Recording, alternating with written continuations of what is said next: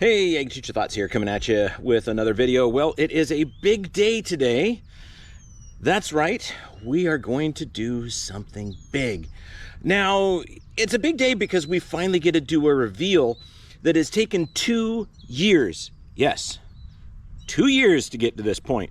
And I get to go look at the results of something that we hybridized and crossed 2 years ago.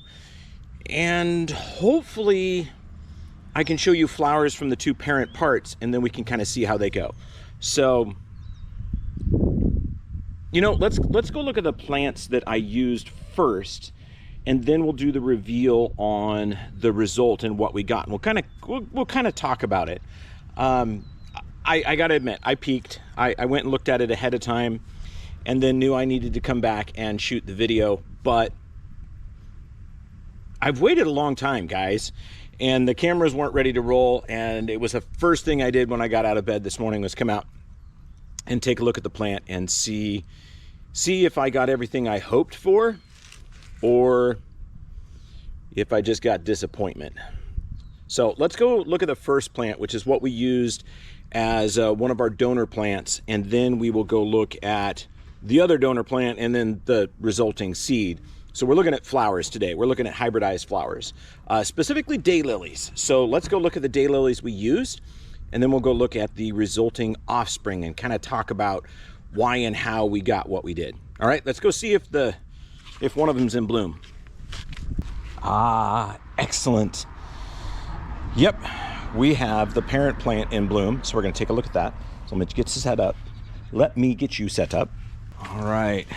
So these are the plants we use. This is a daylily, so a hemerocallis, and let's see if we can get the GoPro to see this real close. This was one of the plants that we use, so one of the varieties, and you can see that we've got a yellow and then a ruffle around the outside.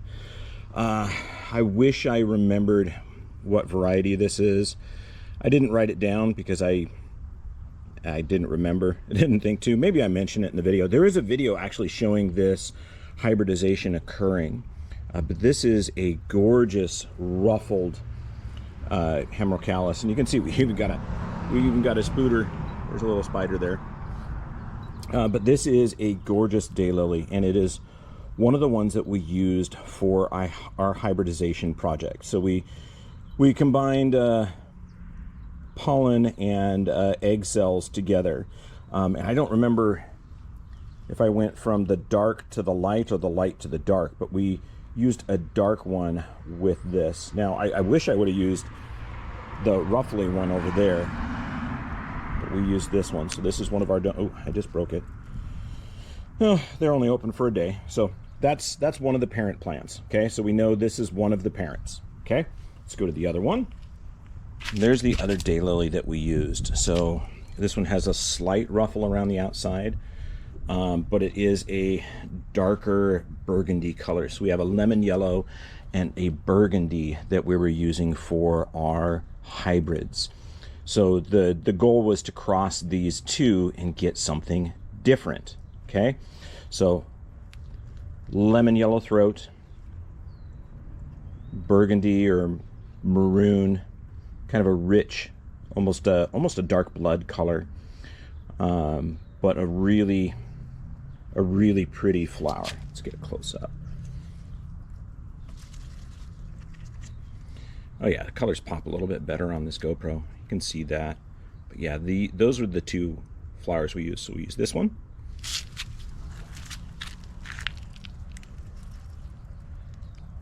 And we used this one. Okay, so those were the two colors. So a yellow and a kind of a maroon. Okay, so this is the resulting blossoms. Looks like we got some earwigs in here. So you can see that the petal color is actually, it's a little bit lighter. So it's almost a maroony pink. So it's a little bit lighter. There's a little bit of a ruffle around the edges. And then this blossom, don't know if that's damage on there, but it's got some yellow speckling in there. So let me grab a petal from one of the adjacent blossoms, which is the same colors that, or same plant variety that I used. So you can see that there's a shade difference between the two, right? So the new one is a little bit lighter in color than the original. So a little disappointing. You know, it's not quite a fantastical mix. If you saw these side by side, you would think one was just a sport or a change of the other. So it's nothing super fantastic, which kind of a disappointing result. We were hoping for something a little bit better, but this is what we got. We got one that was just a shade lighter. There are a few more that are going to blossom soon. So I can see this one's coloring up, so it's probably going to be similar. This one, yeah, maybe. No bloom spike on that one. There's another one here. No bloom spike on that one. And yeah, we got earwig problems here. And no bloom spike on that one. So it appears that after 2 years of waiting to see what we got for results, we got pretty much the same thing we started with, which is a little disappointing. Now we do have a few more to look at, and I'm trying not to damage them, but the way they're coloring up, they're coloring up similar to what the original did. This one has a little bit different coloring in it. So that one, probably 2 days out on that one. So I'm hoping it's going to be a little bit different shade.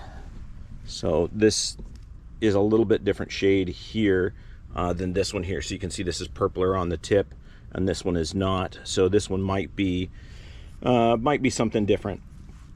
But that's plant breeding work. You know, you just go for what you've got, and if you get something cool, you get something cool. If not, you move on. So Luther Burbank, who I've talked about with my Nicotina attempts, has talked about that. You know, he was pretty much the father of hybridization in the United States. Did a lot of work, and some of his plants worked and some of them didn't. Some of them he took years. The Shasta Daisy, he took 17 years to perfect it before he released it. So, you know, this is try one. I don't know what else I can add in that's unique, but I've got a lot of daylilies to choose from. We'll look at a few more. You know, like this one is a double standard. So that's a double standard. So this is a really common colored daylily. And then this one is double blossoms on it. It's a real old variety of daylily.